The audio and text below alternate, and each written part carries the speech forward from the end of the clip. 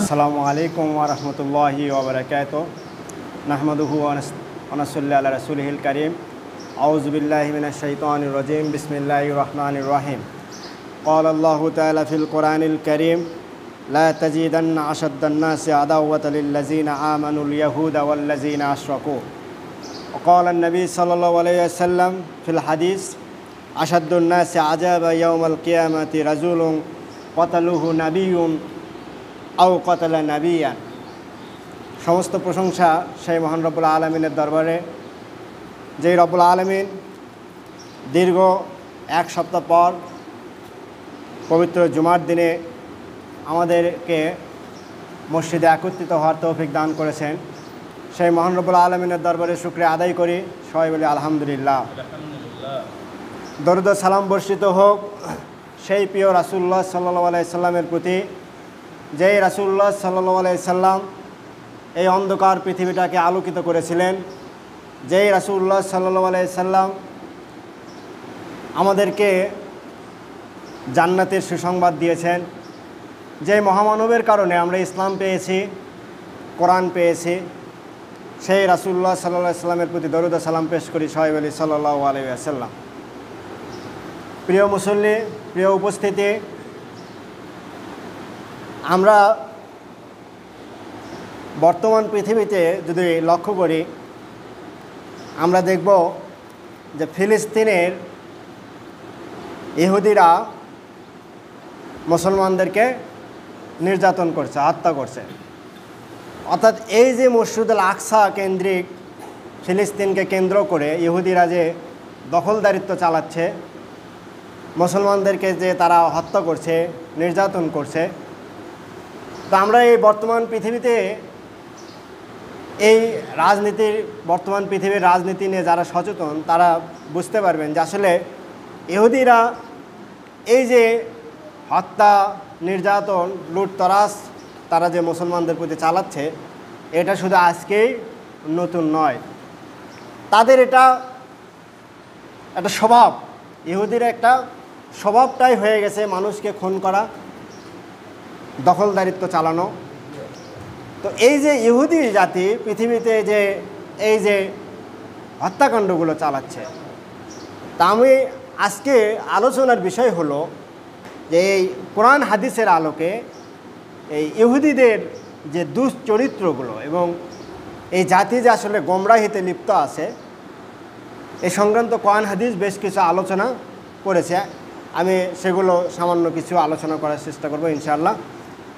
প্রথমে আমরা যদি দেখি যে এই যে ইহুদিদের যে পরিচয়, এই ইহুদি আসলে কারা, বা যাদেরকে আমরা বনি ইসরাইল বলে থাকি, এটা হলো হযরত ইব্রাহিম আলাইহিস সালামের সন্তান ছিল দুইটা, ইসমাইল আলাইহিস সালাম, ইসহাক আলাইহিস সালাম। ইসহাক আলাইহিস সালামের বংশে আরও কিছু সন্তান এসেছিল, যেমন ইয়াকুব আলাইহিস সালাম। তো এই ইয়াকুব আলাইহিস সালামকে আরেকটা নাম ছিল ইসরাইল। ইয়াকুব আলাইহিস সালামের আরেকটা নাম ছিল ইসরাইল, তার উপাধি ছিল ইসরাইল। ইসরাইল মানে হলো আল্লাহর বান্দা।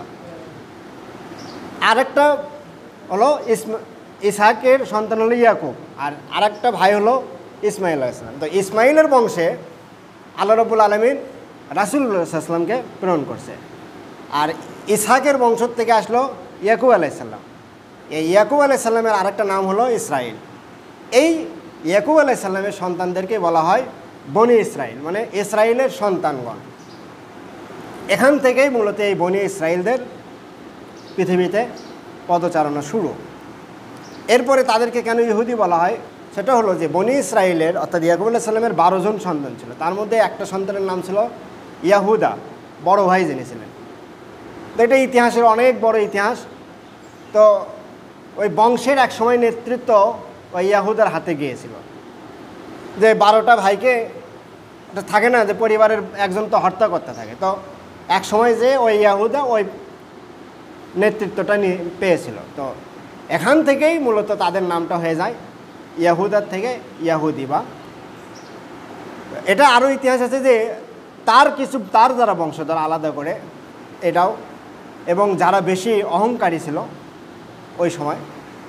তো এটা আমরা জানি যে ইহুদিদের সেই থেকেই বনি ইসরায়েলরা ওই বাইতুল মুকাদ্দাসকে কেন্দ্র করে ওখানে বসবাস করত। এরপরে বিভিন্ন ইতিহাস, তারা হাজার হাজার বছরে বিভিন্ন শাসকরা এসে ওই অঞ্চল যখন দখল করছে, তখন তারা আবার এক সময় এসে তারা বখতে নসর যখন দখল করলো, তখন যেটা ইতিহাসে নেবুচাঁদনেজার বলে, তো তারা আবার পারস্যের দিকে চলে গেল। এরপরে সর্বশেষ তারা ঈসা আলাইহিস সালামের পরপরেই রোমান সম্রাট টাইটাস যখন জেরুজালেম দখল করলো, তখন তারা ইউরোপের দিকে চলে গেল। তো এই যে 2000 বছর ধরে তারা ওখানেই বসবাস করত। এরপরে দীর্ঘ ইতিহাস 1917 দিকে এসে বেলফোর ঘোষণার মাধ্যমে তারা আবার এই ফিলিস্তিনে দখলদারিত্ব চালাচ্ছে। তো এই যে ইহুদিদের দীর্ঘ ইতিহাস, আজকে আমার আলোচনার তাদের ইতিহাস নিয়ে না, তাদের ইতিহাস নিয়ে আলোচনা করতে গেলে অনেক সময় লাগবে। আজকে আমি সামান্য আলোচনা করব যে তাদের আসলে দুশ্চরিত্র, মানুষের থাকে হলো সচ্চরিত্র এবং গুণাবলী, আর তাদের হলো দুশ্চরিত্র এবং গোমরাহি। তো এটা নিয়ে ইনশাআল্লাহ আলোচনা হবে। প্রথমে আমরা যদি দেখি যে আসলে ইহুদিদের একটা বদ অভ্যেস হলো, তারা আল্লাহর বাণী বা আল্লাহ যে আয়াতগুলো নাজিল করত, এগুলোকে তারা বিকৃতি করত, নিজেদের ইচ্ছামতো ব্যাখ্যা বিশ্লেষণ করত। অর্থাৎ নবী রাসূলরা যে আয়াত বলছে, যে ব্যাখ্যা দিচ্ছে, তারা নিজেদের ইচ্ছামতো সেটা করত। অর্থাৎ মূল যে আল্লাহ রাব্বুল আলামিন যে কথাটা বলতে চাচ্ছেন সেটা তারা মানত না, তারা নিজেদের ইচ্ছামতো এগুলোর বিকৃতি করাত। যেমন সূরা নিসার 46 নম্বর আয়াতে আল্লাহ রাব্বুল আলামিন বলছেন, ইউহাররিফুনাল কালিমু আন মাওয়াদিহি। ইউহাররিফুনা, তারা কি করত? শব্দগুলোকে বিকৃত করত। কালামুন, ওই শব্দগুলোকে বিকৃতি করত, আয়াতগুলোকে বিকৃতি করত। আন মাওয়াদিহি, ওই আয়াতের যে মূল শব্দটা, এই মূল শব্দ থেকে তারা এই শব্দকে বিকৃতি করে দিত। অর্থাৎ এটা হলো তাদের একটা দুশ্চরিত্র। এরপরে আমরা যদি দেখি যে, তাহলে দেখব যে তারা নবীদেরকে অস্বীকার করত এবং নবীদেরকে হত্যা করত। ইহুদিরা নবীদেরকে হত্যা করত। যেমন হযরত জাকারিয়া আলাইহিস সালামকে তারা হত্যা করেছে।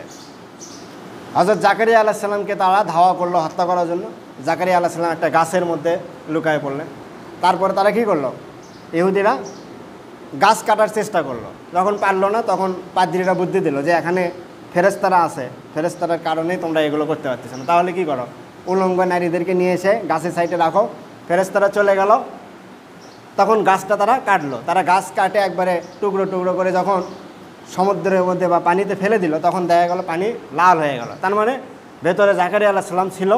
জাকারিয়া আলাইহিস সালামকে সহ তারা পুরো গাছটাকে করাত দিয়ে ছিন্ন ভিন্ন করলো। এরপরে হযরত ইয়াহইয়া আলাইহিস সালাম, জাকারিয়া আলাইহিস সালামের সন্তান, তিনিও আল্লাহর নবী ছিলেন, তাকেও তারা হত্যা করলো।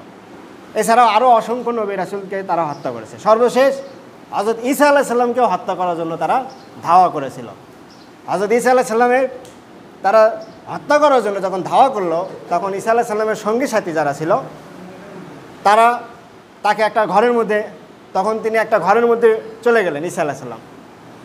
তো এটা আবার বিশাল বড় কাহিনী। তো ঈসা আলাইহিস সালামকে যখন ঘরের মধ্যে তারা আটকে ফেললো হত্যা করার জন্য, এখন একজন যাবে, কে যাবে? যেহেতু তাকে ঈসা আলাইহিস সালামকে বের বের নিয়ে এসে হত্যা করবে। তো যখন একজন ঘরের মধ্যে যাওয়া শুরু করলো, তখন আল্লাহ রাব্বুল আলামিন জিবরাইলকে পাঠালেন। জিবরাইল এসে যে লোকটা আসলো ঘরের মধ্যে ঈসা আলাইহিস সালামকে ধরার জন্য, জিবরাইল তাকে তার মুখে একটা ফুঁ দিয়ে তার চেহারা হয়ে গেল ঈসা আলাইহিস সালামের মতো। আর মূল যে আসল ঈসা, উনি রুমের মধ্যেই। তো ওই লোকটার চেহারা ঈসার মতো হয়ে গেল। সে তো আর জানে না যে আমার চেহারা ঈসার মতো হয়ে গেছে। সে যখন বাইরে গেল, মানুষজন তাকে ঈসা আলাইহিস সালাম মনে করে ক্রুশবিদ্ধ করে ফেলল। আর মূল যে ঈসা আলাইহিস সালাম, যিনি যে রুমের মধ্যে ছিলেন, এই রুমের যে ছাদ, এই ছাদকে খুলে দিয়ে আল্লাহ রাব্বুল আলামিন জিবরাইলের সাথে করে দিয়ে, জিবরাইল তখন ঈসা আলাইহিস সালামকে নিয়ে চলে গেল চতুর্থ আসমানে। তিনি এখনও আছেন, তিনি আবার আসবেন। এটা বিশাল বড় ইতিহাস। তিনি আবার আসবেন, এসে এই যে ইহুদিদের এই দুশ্চরিত্র, এগুলো শাস্তি তো হতে হবে। তারা তো ইচ্ছা মতো নবীদেরকে হত্যা করার চেষ্টা করছে। শেষ পর্যন্ত ঈসা আলাইহিস সালামকেও চেষ্টা করছে, কিন্তু পারেনি। আল্লাহ রাব্বুল আলামিন এই কথাও কোরআনে বলছেন যে তারা আসলে ঈসাকে হত্যা করতে পারেনি। তারা এটা সন্দেহের মধ্যে আছে। তো এই যে তারা নবীদেরকে হত্যা করত, যেমন আল্লাহ রাব্বুল আলামিন সূরা বাকারার 61 নম্বর আয়াতে বলছেন, ওয়ায়াকতুলুনা নাবিয়্যিনা বিগাইরি হক। ওয়ায়াকতুলুনা, তারা সকলে কি করত? হত্যা করত। তারা হত্যা করত নাবিয়্যিনা, নবীগণদেরকে, বিগাইরিল হক। বিগাইরি হক মানে হলো অন্যায়ভাবে, মানে কোনো কিছু ন্যায়ের কোনো কিছু নাই, তারা অন্যায়ভাবে অসংখ্য নবীদেরকে হত্যা করতে। এটা হলো ইহুদিদের আরেকটি বদ বা দুশ্চরিত্র বলা যেতে পারে। একটা হাদিস আছে আব্দুল্লাহ ইবনে আব্বাস থেকে বর্ণিত যে রাসূল সাল্লাল্লাহু আলাইহি ওয়াসাল্লাম বলেন যে আসাদ্দুন নাসি আযাবা ইয়াউমাল কিয়ামাত রাজুলুন কাতালাহু নাবিয়ুন আও কাতালা নাবিয়ান। একটা ভয়াবহ একটা হাদিস। সেটা হলো রাসূল সাল্লাল্লাহু আলাইহি ওয়াসাল্লাম বলছেন যে আসাদ্দুন নাস, মানুষের মধ্যে অর্থাৎ সবচেয়ে কঠিন শাস্তি যাকে দেওয়া হবে ইয়াউমাল কিয়ামাত, কিয়ামতের দিনে মানুষের মধ্যে তাকেই সবচেয়ে বেশি শাস্তি দেওয়া হবে। কাকে? রাজুলুন, ওই ব্যক্তিকে, কতালাহু নাবিয়ুন, যে নবীকে হত্যা করেছে, আও কতালা নাবিয়ান।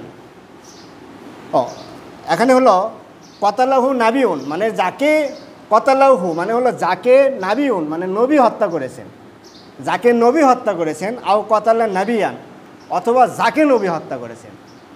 এটা হলো এ কথার মানে বুঝছেন যে যে নবীকে হত্যা করেছে আর যাকে নবী হত্যা করছে, এই দুইটা মানুষকে, এই দুই শ্রেণীর মানুষকে আল্লাহ রাব্বুল আলামিন কিয়ামতের দিন সবচেয়ে বেশি ভয়াবহ শাস্তি দেবেন। মানে হলো ইহুদিদের মধ্যে যারা নবীদেরকে হত্যায় অংশগ্রহণ নিয়েছিল, যারা সরাসরি জাকারিয়া আলাইহিস সালামকে যখন ওই গাছের করাত দিয়ে গাছ কাটলো, হত্যা করলো, তাদেরকে ভয়াবহ শাস্তি দেওয়া হবে। আর আরেকটা শ্রেণী কারা?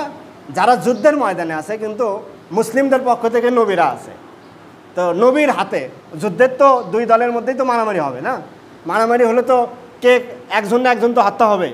তো ওখানে নবীর হাতে যে মারা যাবে, মানে নবী নিজেও যোদ্ধা, বনি ইসরাইলের ছিল না, অনেক নবী তো যোদ্ধা ছিল, তো এই নবীরাও তো যুদ্ধ করছে।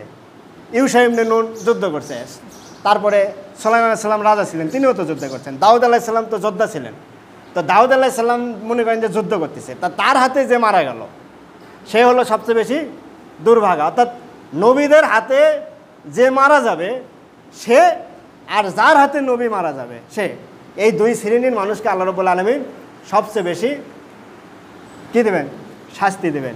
এখন ইহুদিরা নবীদেরকে হত্যা করতে আল্লাহ রাব্বুল আলামিন নিজেই বলছেন, তার মানে ইহুদিদের চরিত্রের মধ্যে কিন্তু একটা আছে, তারা নবীদেরকে হত্যা করত। তার মানে এই যে দুই শ্রেণীর শাস্তি, তার মধ্যে একটা তারা অবশ্যই। তো আরেকটা তাদের যদি আমরা দুশ্চরিত্র দেখি তাহলে দেখব যে অহংকারবশত তারা নবীগণের আনিত যে সত্য আয়াতগুলো ছিল এগুলোকে তারা অস্বীকৃতি জানাতো। অর্থাৎ রাসূলগুলো, অর্থাৎ রাসূলগণ বা নবী রাসূলগণ যা আনতো আল্লাহর পক্ষ থেকে, এগুলো তারা স্বীকার করতো না, অস্বীকার করত। যেমন আফাকুল্লামা জাআকুম রাসূলুম বিমা লা তাহওয়াউ আনফুসুকুম আস্তাকবারতুম। অর্থাৎ আফাকুল্লামা জাআকুম রাসূলুম, এখানে হলো তোমাদের নিকট রাসূলগণ, জাআকুম রাসূলুম, তোমাদের নিকটে যা কিছু রাসূলগণ নিয়ে আসতো সেগুলো তোমরা কি করতে না? পছন্দ করতে না। লা তাহওয়া, তোমাদের যেগুলো পছন্দ হতো না। আনফুসুকুম, তোমাদের নফসের মনে হতো, যে তোমাদের নিজেদের নফস মনে করতে যে এটা পছন্দ হচ্ছে না, তখন কি করতে? আস্তাকবারতুম, তখন তোমরা অহংকার করতে, অহংকার করে ওটাকে অস্বীকার করতে। এটা হলো তাদের আর একটা দুশ্চরিত্র। এরপরে ইহুদিরা কি করত? সুদ খেত এবং হারাম লেনদেন করত। এই যে পৃথিবীতে আজকে যে সুদের যে লেনদেনগুলো হয়, এটা আসলে এই পৃথিবীতে প্রথম সুদের লেনদেন শুরু করছে এই ইহুদিরাই। আমরা অনেকে চিন্তা করি যে আসলে ইহুদিরা এত টাকা পয়সার মালিক হলো কী হবে, এত টাকা পয়সা, এত অর্থ সম্পদ তাদের কী হবে? তারা মূলত এই হাজার হাজার বছর ধরে, যে তারা যে এই যে 2000 বছর ধরে যে ইউরোপে ছিল, তখন তারা করতো কি? এই সুদের ব্যবসা করত। মানুষকে টাকা ধার দিয়ে সেটাতে সুদ লাগে, টাকাটা বেশি আসতো। তো এই যে সুদের ব্যবসা করতে করতে করতে করতে হাজার হাজার বছরে অনেক টাকা এদের হয়ে গেছে। এই কারণে এদের ধন সম্পদ বেশি।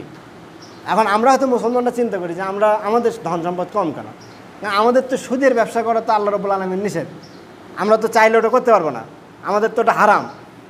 তো তারা এটা করতো, এই ইহুদিরা এই সুদের ব্যবসা করে করেই মূলত এত টাকা পয়সার মালিক।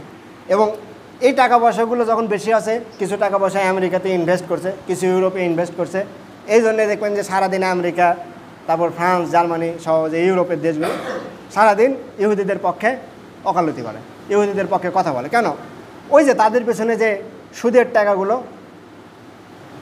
ইহুদিরা ব্যয় করছে, এখন তাদের পেছনে ইহুদিরা টাকা ব্যয় করছে, তারা এখন তাদের পক্ষে কথা বলছে। এখন মুসলমানের তো ওই নাই যে সুদের টাকা করে ধন সম্পদ করতে হবে, তারপরে কি আমেরিকা দিয়ে কথা বলাতে হবে। আমাদের তো অত দরকার নেই, আমাদের তো ওটা হারাম। তার মানে আমরা ইহুদিদের যে চরিত্রটা সেটা আর আমাদের চরিত্র পুরোটাই ভিন্ন। আল্লাহ রাব্বুল আলামিন সেটাই বলছেন যে ওয়াখজিহুমুর রিবা ওয়াকাদ নুহু আনহু, ওয়াখজিহুমুর রিবা, তারা সুদকে গ্রহণ করত, সুদ খেত, ওয়াকাদ নুহু আনহু, যা থেকে তাদেরকে নিষেধ করা হয়েছিল। অর্থাৎ তাদেরকে সুদ খেতে নিষেধ করা হতো, কিন্তু তারা সুদ খেত। এরপরে আল্লাহর আদেশ নিষেধ নিয়ে ইহুদিরা কী করত? অবহেলা এবং উপহাস করত। যেমন আল্লাহ রাব্বুল আলামিন সূরা নিসার ৭৮ নম্বর আয়াতে সেটাই বলছেন যে ক্বালু সামি'না ওয়া আসাইনা, তারা বলতো আমরা শুনলাম কিন্তু অমান্য করলাম। তারা শুনতো কিন্তু অমান্য করতো। মুসা আলাইহিস সালামকে আল্লাহ রাব্বুল আলামিন বলল যে তুমি বনি ইসরাঈলদেরকে নিয়ে মিশর থেকে, সিনাই থেকে তুমি মসজিদুল আকসার দিকে ঢোকো, ফিলিস্তিনে ঢোকো। তারা গেল না, অস্বীকার করলো। তারা বলল যে তুমি আর তোমার রব যে যুদ্ধ করো, ওখানে যাব না। আল্লাহ রাব্বুল আলামিন বলল ফিলিস্তিনের ভূখণ্ডে যখন প্রবেশ করবা তখন মাথা নিচু করে প্রবেশ করবা। তারা বলল যে না, মাথা নিচু করে প্রবেশ করতে বললো কেন? তারা পিঠ দেখে পেছন দিক দিয়ে প্রবেশ করলো। মানে আল্লাহ রাব্বুল আলামিন যেটা বলে তারা তার বিপরীতগুলো করে। অর্থাৎ এই যে আল্লাহ রাব্বুল আলামিনের এই আয়াতগুলো নিয়ে তারা উপহাস করতো, ক্বালু সামি'না ওয়া আসাইনা, আমরা শুনলাম কিন্তু অমান্য করলাম। এটাই হলো তাদের একটা দুশ্চরিত্র। এরপরে মিথ্যা বলা এবং চক্রান্ত করা, যেমন সাম্মাউনা লিল কাযিব আক্কালুনা লিস সুহুদ। আল্লাহ রাব্বুল আলামিন বলছেন সাম্মাউনা লিল কাযিব, তারা মিথ্যা শুনতে অভ্যস্ত, আগ্রহী, তারা মিথ্যা কথাগুলো শুনতে আগ্রহী। আক্কালুনা লিস সুহুদ, এবং অবৈধ জিনিসগুলো খেতে আগ্রহী। অর্থাৎ মিথ্যা বলা এবং অবৈধ জিনিস খাওয়া, সুদ, ঘুষ, এগুলো তারা খাওয়াটাকে বেশি পছন্দ করে। এছাড়াও নিজেদেরকে আল্লাহর প্রিয় মনে করে, তারা মনে করে আমরাই আল্লাহর প্রিয়, এবং তাদের যদি কোনো ভুল হয়ে থাকে আল্লাহ তাদেরকে জাহান্নামে দিলেও 7 দিনের বেশি জাহান্নামে দেবেন না। তাদের এটা বিশ্বাস যে আমরা খুবই আল্লাহর প্রিয় বান্দা, যদি কখনও আল্লাহ রাব্বুল আলামিন শাস্তি দেন তাহলেও জাহান্নামে 7 দিনের বেশি রাখবেন না। এটা হলো তাদের বিশ্বাস। তারা কি বলে? নাহনু আবনাউল্লাহু ওয়া আহাব্বুহু, অর্থাৎ আমরা আল্লাহর পুত্র। তারা মনে করে, তারা বলে নাহনু ইবনাউল্লাহ, আমরা আল্লাহর সন্তান, ওয়া আহাব্বুহু, এবং তার প্রিয়জন। এখন এটা সূরা মায়েদার 18 নম্বর আয়াতে আল্লাহ রাব্বুল আলামিন বলছেন যে ইহুদিরা নিজেদেরকে আল্লাহর সন্তান মনে করে এবং প্রিয়জন মনে করে, অথচ আল্লাহ রাব্বুল আলামিন কি সন্তান থেকে মুক্ত। আল্লাহ রাব্বুল আলামিনের কোনো সন্তান নাই, কিন্তু তারা নিজেদেরকে আল্লাহর সন্তানটা দাবি করে। তার মানে এখান থেকে আরেকটা জিনিস বোঝা যায়, আসলে ইহুদিরা গোমরাহির পাশাপাশি শিরকিতেও লিপ্ত। তারা যে গোমরাহি করছে, তারা যে আসলে ভুল পথে আছে, গোমরাহ, এটার পাশাপাশি তারা আসলে শিরককারীও। কারণ যে বলে যে আল্লাহর সন্তান আছে সে তো আল্লাহর সাথে শিরক করলো, অথচ তারা নিজেরাও দাবি করছে যে আমরা আল্লাহর প্রিয় এবং আল্লাহর সন্তান, অথচ আল্লাহর সন্তান নেওয়া থেকে মুক্ত। তার মানে তারা শিরক করলো একদিক দিয়ে। এরপরে তারা কি করে? আমানতের খেয়ানত করে এবং প্রতারণা করে। এটা ইহুদিদের একটা বদ অভ্যাস, যে তাদের কাছে যদি কেউ কিছু আমানত রাখে তাহলে তারা সেটা খেয়ানত করবে, আমানতের রক্ষা করতে পারে না। ইহুদিরা এটা হাজার হাজার বছর ধরে ইহুদিরা এটা পারে না। ওটা ভালো ইহুদি হোক আর খারাপ ইহুদি হোক, তার দ্বারা আমানতের রক্ষা করা সম্ভব হয় না। মানে পুরো জাতিটাই আমানতের খেয়ানতকারী, যেটা আল্লাহ রাব্বুল আলামিন নিজেই বলছেন। এরপরে ওয়াদা ভঙ্গ করা হলো ইহুদিদের আরেকটা অভ্যাস। যেমন আল্লাহ রাব্বুল আলামিন বলছেন সূরা বাকারার 100 নম্বর আয়াতে বলছেন, আও কুল্লামা আহাদু আহাদান নাবাজাউ ফারিকুম মিনহুম, যে আও কুল্লামা যখনই তারা প্রতিশ্রুতি দিয়েছে, আহাদুন কোনো ওয়াদা করেছে, আহাদান তাহলে কি করছে, নাবাজাউ তা ভঙ্গ করেছে, ফারিকুম মিনহুম তাদের আরেকটা দল। দেখেন আমরা বর্তমান ইতিহাসের দিকে তাকালেও দেখব, বর্তমান পরিস্থিতির দিকে তাকালেও দেখব, ইসরায়েল কিছুদিন আগে একটা চুক্তি করছিল, যুদ্ধবিরতি করছিল, যে আমাদের যে ইহুদি বন্দীদেরকে হামাস ধরে নিয়ে গেছে ওদেরকে ছাড়তে হবে, আর আমরা ফিলিস্তিনের যেসব মুসলমানদেরকে ধরছি তাদেরকে আমরা ছাড়ব। এটা একটা চুক্তি চলতেছিল। কাতার, মিশর, তুরস্ক, আমেরিকা, ইউরোপ সবাই মিলে তাদেরকে বুঝাইয়া একটা চুক্তি করাছে যে ঠিক আছে, যুদ্ধ যা হয়েছে হয়েছে, একটা চুক্তি করো, দুই দলের বন্দীদেরকে কি করো, মুক্ত ছেড়ে দাও। তো এইভাবেই চলতেছিল। হামাস প্রতিদিন তার চুক্তি অনুযায়ী ছাড়তেছিল, সেও ছাড়তেছে। চুক্তি ছিল আরও 10 দিন, 19শে মার্চ পর্যন্ত। সে 7 দিন আগেই চুক্তি ভঙ্গ করে হামলা করা আবার শুরু করছে। তার মানে এই যে দেখেন চোখের সামনে ইতিহাস, তারা চুক্তি ভঙ্গ করে, নিজেরাই চুক্তি করলো, নিজেরাই যুদ্ধবিরতি করলো, আবার নিজেরাই ভঙ্গ করলো। তার মানে এটা তাদের একটা বদ অভ্যাস। এরপরে ইহুদিরা গমরা লোকদেরকে পথ প্রদর্শক বানাতো, অর্থাৎ আল্লাহ রাব্বুল আলামিনকে, নবী রাসূলদেরকে তারা পথ প্রদর্শক বানাতো না, তারা তাদের পাদ্রীদেরকে পথ প্রদর্শক বানাতো। অর্থাৎ আল্লাহ তার নবীদের মাধ্যমে কিছু আয়াত, যে আয়াতগুলো তাওরাত, ইনজিল, যে তাদের প্রতি তো তাওরাত, ইনজিল, জাবুর নাজিল করা হয়েছিল, তাওরাতের যে পুরো আয়াত, পুরো তাওরাতের শুরু থেকে শেষ পর্যন্ত এবং পুরো ইনজিলের শুরু থেকে শেষ পর্যন্ত তারা কি করছে, বিকৃতি করছে। অর্থাৎ নবী আল্লাহর পক্ষ থেকে যে আয়াতগুলো নিয়ে আসলো, যে ব্যাখ্যাগুলো দিয়ে গেল, তারা তাদের পাদ্রীরা যেভাবে ব্যাখ্যা দেয় সেভাবেই চলে। অর্থাৎ প্রমাণ তো পাচ্ছেন যে ওয়াদা রক্ষা করা তো একটা মানুষের মানে স্বাভাবিক একটা চরিত্র, যে মানুষ মুসলমান না হলেও, অন্য ধর্মের হলেও, বা সে নামাজ না পড়লেও অন্তত এই ব্যাপারে তো সে ঠিক থাকে, যে না একটা কথা বলছি, কথা রাখার চেষ্টা করে। তারা কথা দিলে কথা রাখে না, ওয়াদা ভঙ্গ করে, চুক্তি ভঙ্গ করে, সুদ খায়। তো এই যে এই কাজগুলো তারা করার মাধ্যমে তারা বোঝাচ্ছে যে আসলে তারা নবী রাসূলদেরকে এবং আল্লাহকে পথ প্রদর্শক মানে না, তারা মূলত তাদের পাদ্রীদেরকে পথ প্রদর্শক বানায়। এরপরে সর্বশেষ যে বিষয়টা, যে ইহুদিদের আরেকটা বদ চরিত্র হলো তারা মুসলমানদের চিরশত্রু। অর্থাৎ একটা জাতি মুসলমানদের চিরশত্রু, 4000-5000 বছর ধরে তারা মুসলমানদের চিরশত্রু। তখন নবীদেরকে হত্যা করছে, এখন এসে মুসলমানদেরকে হত্যা করতেছে। অর্থাৎ তাদের হাতে মুসলমান তো হত্যার শিকার হচ্ছেই। তারা যে অঞ্চলে প্রবেশ করছে ওই অঞ্চলের আবহাওয়া, ওই অঞ্চলের পরিবেশ, ওই অঞ্চলের গাছ, ওই অঞ্চলের যে প্রাণীগুলো, কুকুর বিড়াল থেকে শুরু করে যে প্রাণীগুলো আছে, কোনো কিছুই রক্ষা পায় না। মানে এতটাই তারা এই সভ্যতার জন্য, এই সমাজের জন্য তারা ভয়ঙ্কর, তারা মুসলমানদের জন্য চিরশত্রু। যেমন আল্লাহ রাব্বুল আলামিন বলছেন, লা তাজিদান্না আশাদ্দান নাসি আদাওয়াতাল লিল্লাযিনা আমানুল ইয়াহুদা ওয়াল্লাযিনা আশরাকু। সূরা মায়েদার 82 নম্বর আয়াতে আল্লাহ রাব্বুল আলামিন বলছেন, লা তাজিদান্না, আপনি অবশ্যই পাবেন, রাসূল সাল্লাল্লাহু আলাইহি ওয়াসাল্লামকে উদ্দেশ্য করে আল্লাহ রাব্বুল আলামিন বলছেন যে আপনি অবশ্যই পাবেন, আশাদ্দান নাস, মানুষের মধ্যে সবচেয়ে বেশি উগ্র কাদেরকে পাবেন, আদাওয়াতুন, শত্রুতার দিক থেকে, অর্থাৎ মানুষের মধ্যে সবচেয়ে শত্রুতার দিক থেকে উগ্র ব্যক্তি তাদেরকেই পাবেন, আর লিল্লাযিনা আমানু, অর্থাৎ লিল্লাযিনা আমানু, যারা ঈমান এনেছে তাদের শত্রুতার দিক থেকে মানুষের মধ্যে সবচেয়ে বেশি উগ্র কারা, ইহুদিরা, ওয়াল্লাযিনা আশরাকু, এবং যারা শিরক করে, তার মানে যারা মুশরিক।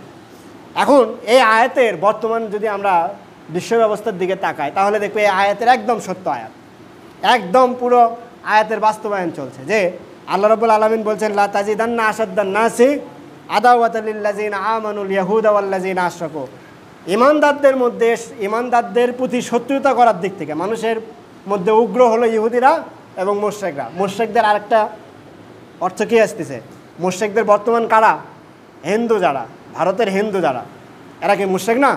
যে কালীর পূজা করতেছে, দুর্গার পূজা করতেছে, এগুলো তো আল্লাহকে ছাড়া তারা নিজেদের বানানো প্রতিমা দিয়ে তারা তাদেরকে মূর্তি পূজা করতেছে। তার মানে কি তারা শিরক করতেছে না?